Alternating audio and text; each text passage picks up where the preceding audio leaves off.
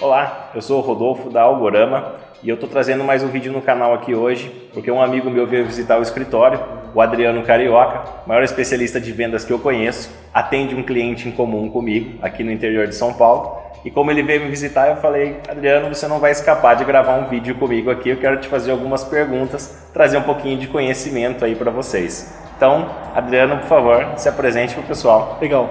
Bom, pessoal, muito prazer, eu sou o Adriano Carioca e desde 2014 eu atuo no segmento de treinamento corporativo para alavancagem de vendas. A gente atende um cliente em comum aqui no interior de São Paulo, é um cliente que eu atendo com um processo de alavancagem de venda. Também tem um canal no YouTube onde eu compartilho dicas para alavancagem de performance comercial e vim conhecer um pouquinho da Algorama aqui, do sistema, como ele funciona, um sistema de gestão de processo comercial. E cara, não podia negar o teu convite, ainda mais depois que você pagou meu almoço. Aí Tá certo. quando o cara paga seu almoço, é refém dele. Já tá certo que alguma coisa, não existe almoço grátis. Essa frase é muito boa. Quando alguém te chamar para almoçar, se prepare para gravar um vídeo. Tá certo. Bom, então vamos lá. Hoje de manhã ele estava no cliente, ele estava falando um pouco sobre prospecção. Então eu gostaria que você falasse para o pessoal aí um pouquinho do que é a prospecção, qual a melhor forma de iniciar a fazer uma prospecção. Tá. Acho que a melhor maneira de começar falando sobre prospecção, o Rodolfo, é começar falando o que não deve ser feito numa etapa de prospecção. Aliás, esses dias atrás eu gravei um vídeo para o meu canal chamado Os 5 Nuncas da prospecção de vendas, né? E como talvez tenha um pessoal que te segue, mas não está me seguindo no canal, acho bacana eu compartilhar. E o primeiro nunca da prospecção de venda é nunca mentir. É aquela famosa mentirinha comercial, sabe? Nunca mentir. Então eu recomendo muito para os meus clientes, para as empresas que eu treino, quando tu vai fazer uma ligação de prospecção, evita mentir. Esse é o primeiro nunca. O segundo nunca é: nunca faça prospecção com outras atividades junto. Por quê? Você perde o foco. Então você começou a prospectar, o cliente deu abertura para você mandar um orçamento. Aí o que você faz? Para a prospecção e vai mandar um e-mail para o cara. Eu não recomendo que você faça isso. Por quê? Porque você quebra aquela rotina de prospecção intensiva. Próximo é: nunca faça prospecção sem o nome do responsável do lado de lá. É importante você ter o nome da pessoa com quem você vai prospectar, senão você passa por um vendedor amador. Além disso, nunca prospecte sem saber o próximo passo. Ou seja, eu estou ligando para a empresa. O que eu espero dessa ligação? É marcar uma visita, marcar uma apresentação, é marcar uma outra ligação, é marcar uma demonstração, é mandar um representante comercial lá? Qual que é o próximo passo? E aí o último nunca, que tem a ver com o teu segmento, que eu defendo muito: nunca faça prospecção sem registrar fielmente as informações que originaram daquela ligação. Ou seja, ter um software de gestão de processo comercial é fundamental. Porque existe uma estatística que diz que uma venda ela precisa de 8 a 12 pontos de contato para se transformar numa venda. Ok. Só que se eu não registro a informação, eu estou sempre começando do zero. Você não sabe o que você já conversou com o cliente. Não sei o que foi conversado, não sei com quem foi conversado, não sei como foi conversado. Amanhã ou depois eu saio da empresa, eu mudo de área ou eu mudo de carteira e aquele conhecimento ficou todo comigo. Então nunca prospectar sem registrar as informações, porque isso retroalimenta todo o processo. Perfeito. Eu acabei pensando numa pergunta aqui enquanto ele falava de prospecção. Não sei se o Adriano vai querer comentar alguma coisa. Não vou. Pronto, não vou comentar. Já pula isso daí. Diga. Eu queria te perguntar qual a melhor forma de iniciar a prospecção, porque hoje de manhã a gente acabou batendo um papo e eu sei que você tem uma novidade aí para lançar para o mercado. E eu queria te perguntar, por exemplo, comprar listas de contatos é uma boa forma de fazer prospecção? Legal, boa pergunta. Eu acho que existe um problema quando você compra lista de contato. Um é um problema logístico e o outro é um problema ético e moral. O primeiro problema logístico é o seguinte: geralmente essa listagem que a gente compra, ela não é uma listagem atualizada. Ela é um software, ela é um CD geralmente, né? Ela é um arquivo Excel lá e aquilo foi preenchido com todos os tipos de empresa, ativas e inativas, de qualquer lugar, de qualquer região. Ou seja, se você não tem um banco de dados, você tem um bando de dados, né? Esse é o problema de você comprar uma lista. Esse é o problema logístico. Agora, qual é o problema ético e moral? É que geralmente essa lista ela não foi adquirida por meios lícitos. Então você vai encontrar muito na internet isso, grandes centros, por exemplo, as pessoas vendendo listas de empresas e aquilo não foi adquirido do jeito correto. Então, eu acho que o grande problema de você adquirir listas é esse. As pessoas elas querem ter acesso à informação, elas querem saber quem elas podem prospectar, elas querem ter efetividade nesse contato, mas elas acabam perdendo muito tempo garimpando e limpando uma lista que não está tão confiável assim.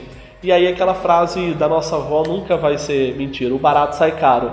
Então só toma cuidado com a questão de comprar listas, porque nem sempre ela vai te dar a efetividade que você procura. Um tempo atrás eu vi uma postagem na rede social, né, falando assim, quem vende mais é quem liga mais, quem visita mais, quem oferece mais. Aí eu peguei e mudei a postagem. Quem vende mais é quem liga melhor, quem oferece melhor, quem visita melhor, ou seja, a efetividade, ter essa orientação é muito importante. Eu acho problemática a questão da lista por causa disso. Entendi. E você tem alguma recomendação de como começar a fazer essa prospecção? Dá para começar o merchan, então? Vai! É que, na verdade, a gente durante muito tempo percebeu que isso era uma dor no mercado. E nós acabamos desenvolvendo uma solução para isso, que as empresas elas têm dados públicos, né? E esses dados públicos eles ficam fragmentados. E aí você não tem um conflito moral ético aí, porque são dados públicos, né? Como dados cadastrais, como endereço, como nome dos sócios. E nós criamos um sistema que organiza esses dados de forma inteligente e fica mais fácil para o vendedor garimpar essa informação, chamado radar de vendas.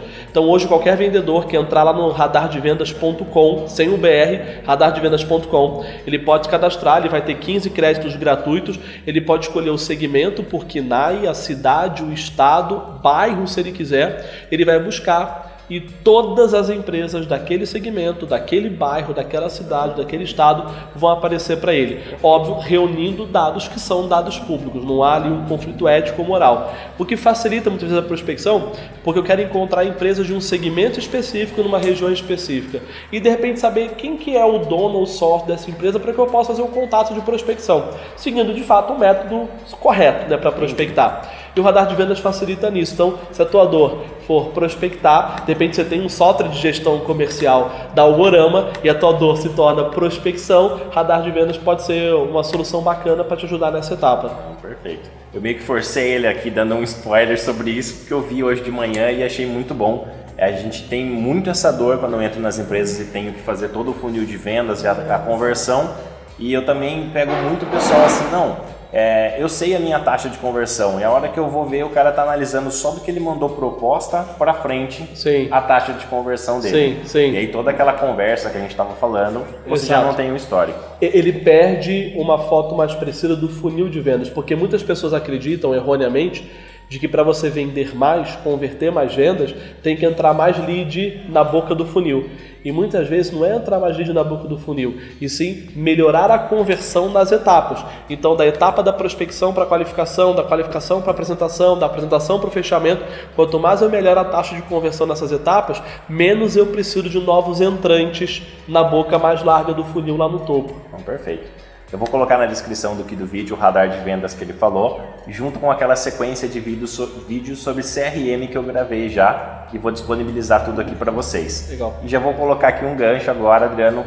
Fala pra gente um pouco aí dessa parte de CRM que você tem experiência com outras empresas. O que você recomenda hoje para ter no CRM? Que você acha que as empresas deveriam buscar para fazer dentro de um CRM? Legal. Aliás, tá no almoço, a gente estava brincando sobre isso, né? Eu acho que a única coisa que uma empresa não deve contratar é um CRM. Por que ela não deve contratar um CRM? Porque se ela vai contratar um sistema... vamos lá, a grosso modo, o que no Brasil se entende por CRM. Se ela vai ter um sistema que vai dizer para ela o dia que o cliente faz aniversário, ou o que a gente conversou na última ligação, ou se ele é o cargo que ele ocupa na empresa, isso qualquer Excel da vida faz, com um leve toque de programação. Eu acho que as pessoas elas têm que parar de procurar CRM, elas têm que começar a procurar software de gestão de processo de venda, que basicamente é o que eu identifiquei na Algorama, ou seja, eu preciso ter um sistema que me faça a gestão desde quando o lead entra no funil até o momento que eu dou ele como ganho e ele passa a vir para o meu sistema, para o meu ERP, para o meu financeiro, para emitir nota, para gerar boleto, para ir para entrega, expedição e por aí vai. Mas quem que vai fazer a gestão desse processo? O problema é que na maioria das vezes os sistemas que foram desenhados para fazer a gestão financeira, logística, da expedição, da produção, não pensam no comercial.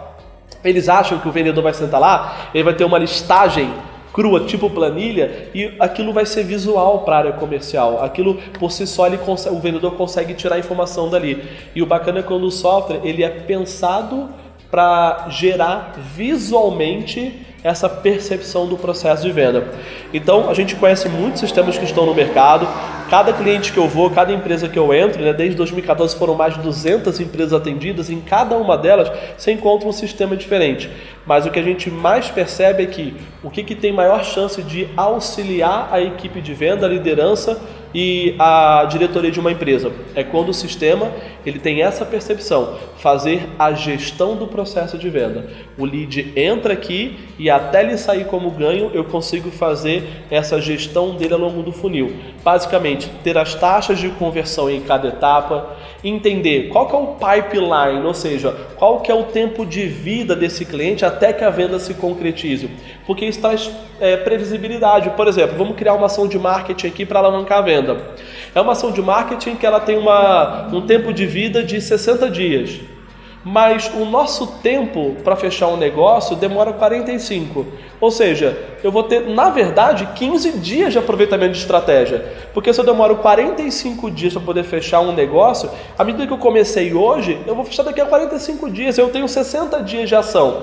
Então, você deveria ter muito mais tempo de ação para refletir uma alavancagem de venda. Então, esse é um número muito importante que um sistema de gestão comercial teria que nos dar. Qual que é a probabilidade desse negócio fechar? Isso é uma outra informação importante que o sistema teria que dar. Qual que é a taxa de conversão para o vendedor, por segmento, ao longo do tempo, por etapa? Outra informação. Ou seja, eu paro de pensar só em CRM, que é no relacionamento com o cliente, na gestão do relacionamento, e passo a pensar na gestão do processo comercial, que também passa pelo relacionamento, mas passa por todos os números, métricas, KPIs que envolvem um processo de venda.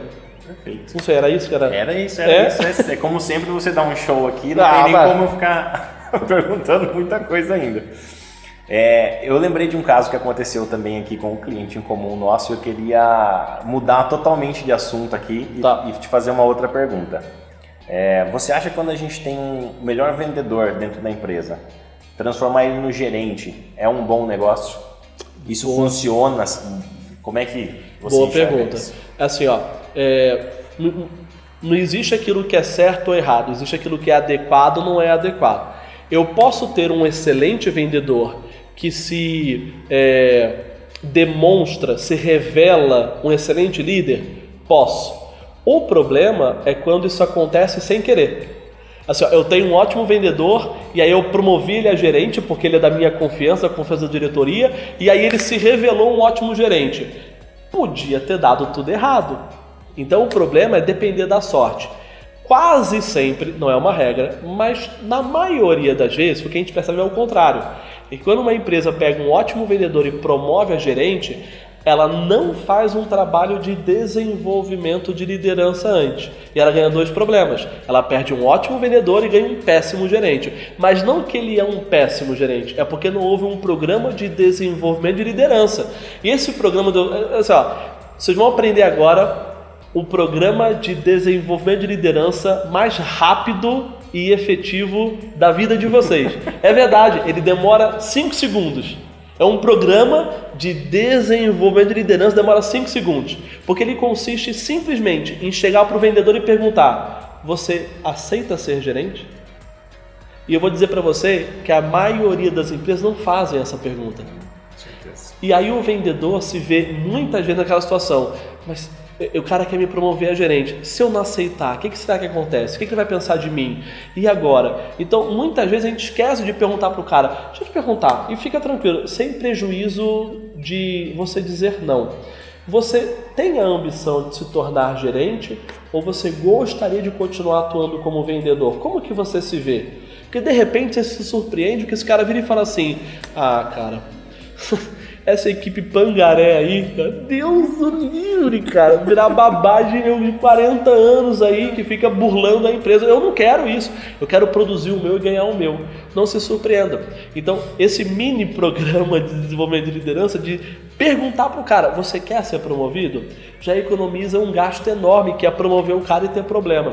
Então, assim, eu posso ter um vendedor que vira um bom gerente? Posso, se ele quiser. E se eu tiver um programa de desenvolvimento de liderança?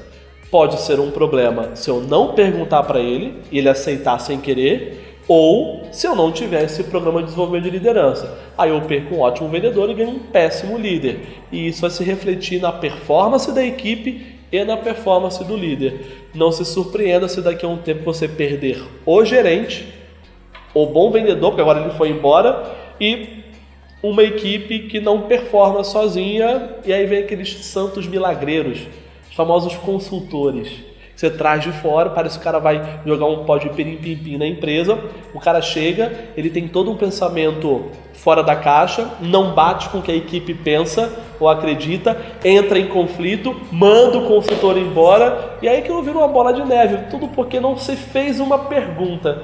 Essa pergunta, você gostaria, e aceitar a resposta, de repente pode economizar aí 5 anos de investimentos errados de uma empresa. Entendi. Era isso? Era isso. Show de bola. Deixa eu engatar outra agora, pode? Pode. Se eu tiver, não é o caso oposto, mas por exemplo, um vendedor que se destaca muito acima dos outros. Isso é bom para a equipe? Como é que a gente tem que trabalhar isso? Ok, eu acho que tem uma frase que eu trabalho na formação do Sou Vendedor, que é o seguinte: o problema não é o problema. Ou seja, se o problema não é o problema, muitas vezes o problema ele pode ser só um sintoma. Então eu vou olhar para a situação perguntando o seguinte: esse vendedor se destaca muito mais do que os outros. Isso é um sintoma de um outro problema ou não? Além disso, aquilo vai ser um problema se eu transformar aquilo em um problema. Por enquanto aquilo é só um fato. Alguém performa mais. Vai ser um problema se eu transformar aquilo em um problema. Como que eu transformo isso em um problema? É tacar todo mundo na sala, levar o vendedor bom na frente e falar assim, ó, tá vendo? Ó, é isso aqui que é vendedor, seus pangaré. Aí você criou um problema. Aí você criou um problema. E quem que nunca viu isso acontecendo? Com né? certeza. Então, ou seja, agora virou um problema. Sim, se a gente tiver, por exemplo, aquela meta exposta, Isso. Os valores estão ali no placar e a gente está olhando para eles. Exato. É o suficiente para gerar isso ou não? Não, assim, ó, como que eu não transformo isso em um problema? Isso não é suficiente. Agora, isso pode criar uma situação conflitosa na empresa? Pode. Como que eu evito isso? Peraí, se eu tenho um vendedor que vem lá, a meta de todo mundo vender é 50 mil. Todo mundo tem que vender 50 mil. Eu tenho um vendedor vendendo 250 mil. Pô, isso aconteceu no primeiro mês, show de bola, reconhece o cara. No segundo, no terceiro, no quarto, eu tô chamando esse cara e falando assim, ó, seguinte, a partir de amanhã a gente vai criar um programa de treinamento aqui e é você que vai dar.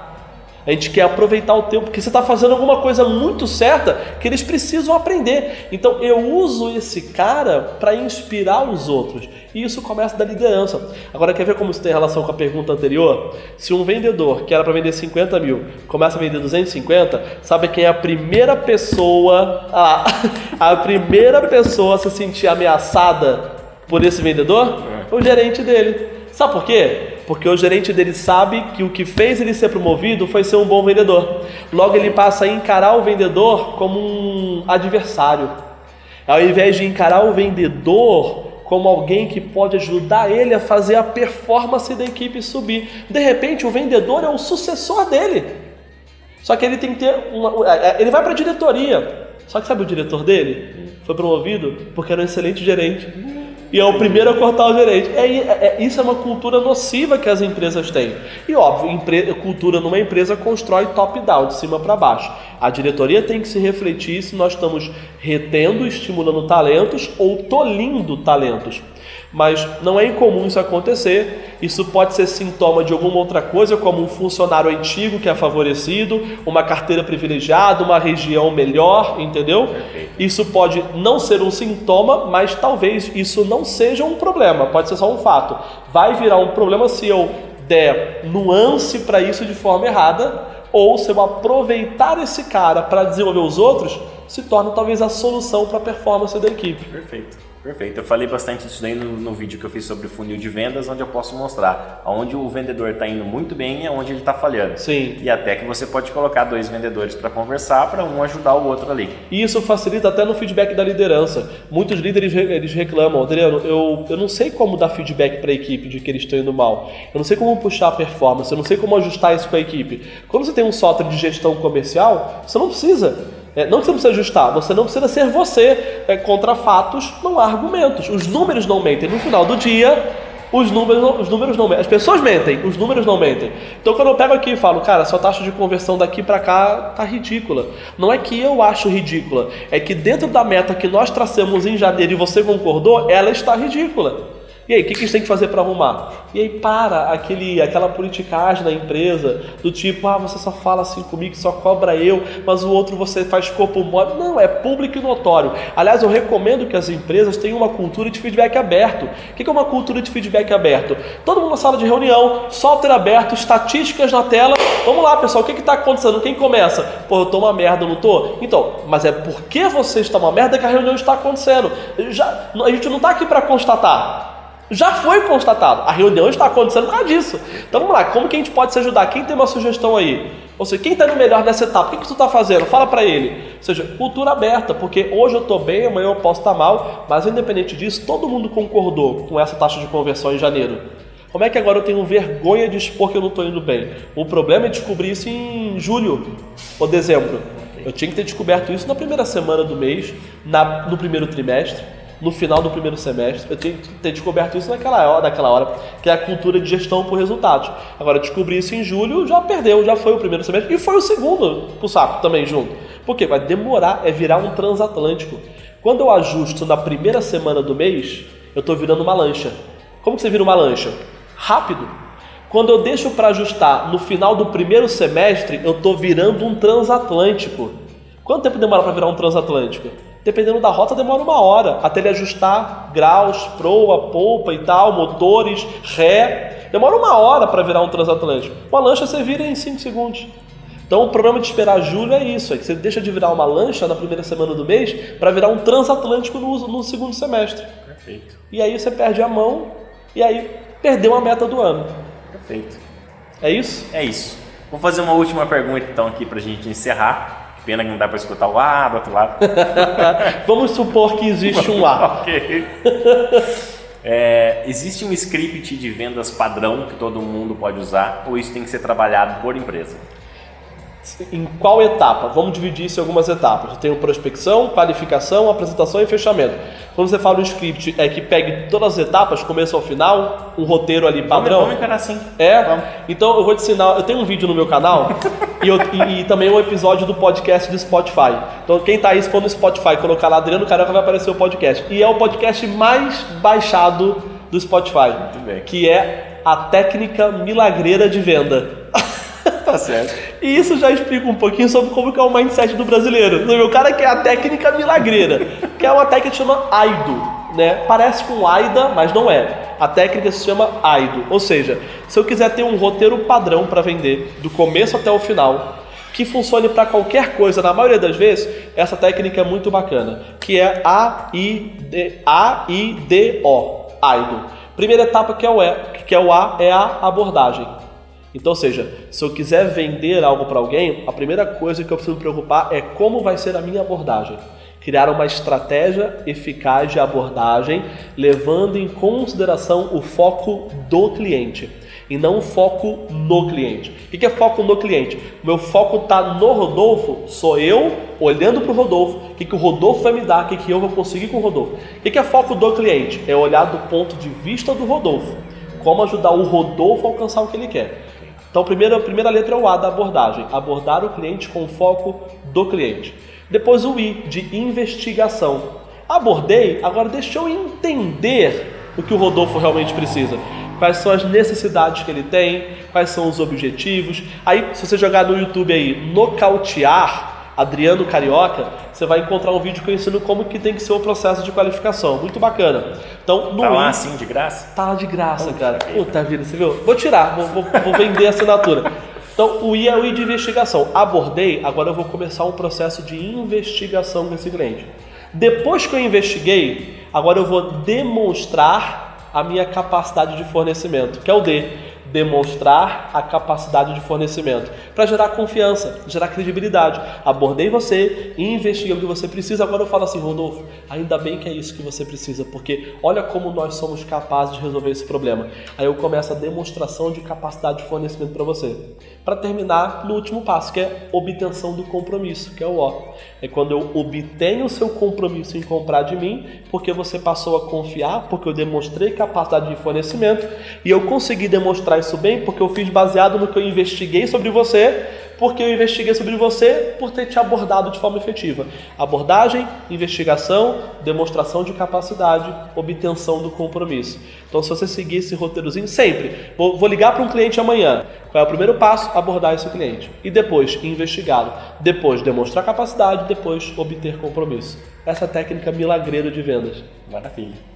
Fechou? Não, muito bom. A minha vontade era continuar esse bate-papo, mas a gente tem que trabalhar. Vamos continuar. Vamos. Tá aí já. Alguma consideração final? Cara, assim, ó, a gente... Sempre que eu vou dar um treinamento novo, uma palestra nova, sempre tem essa pergunta que é assim, ó. Adriano, vender é um dom? Vender é uma arte? Vendedor nasce vendedor? E eu sempre gosto de dizer que vender não é nem um dom e nem uma arte. Qual é a nossa visão? Não é o certo, é a nossa visão sobre vendas. Vender é uma ciência. Por que vender é uma ciência? Porque ela se apropria de várias outras ciências.